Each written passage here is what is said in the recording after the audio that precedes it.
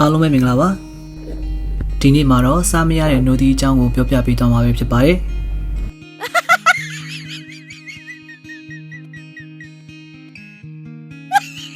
ဟုတ်ပါတယ်အခုမြင်တွေ့နေရတဲ့အတီးကတော့သူ့နာမည်ကနိုဒီလို့ပဲခေါ်ပါတယ်မြန်မာနိုင်ငံမှာရှိမရှိတော့ကျွန်တော်တို့သိချာမသိဘူးပေါ့နော်ကျွန်တော်တော်ဒါပထမဆုံးမြင်မှုတဲ့အတီးပဲဖြစ်ပါတယ်သူ့နာမည်ကကြတော့ nipple fruit လို့ခေါ်တယ်ဆိုတော့ nipple fruit ဆိုတော့သူကနိုဒီပေါ့နော်နောက်တစ်ခါသူ့နာမည်ကိုဘယ်လိုခေါ်သလဲဆိုတော့ fox hat ဒီနာမည်လေးကတော့မစိုးခေါ်လို့ကောင်းတယ်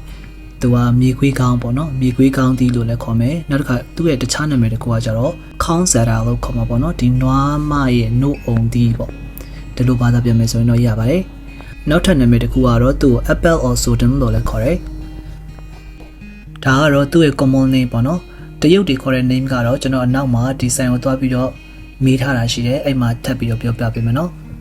သူ့ရဲ့ scientific name ကတော့ Solanum mammosum လို့ခေါ်ပါတယ်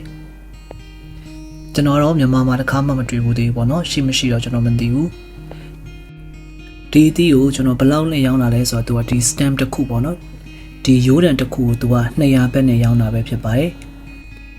စားလို့ရတဲ့ဟာတော့မဟုတ်ဘူးပေါ့နော်ဒီကစားလို့မရဘူးလို့သူကပြောပါတယ်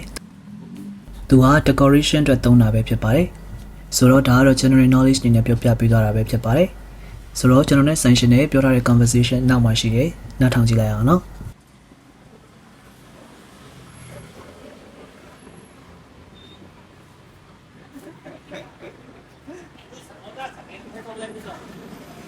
What kind of flower is that? Is that flower or fruit? Is that a kind of fruit?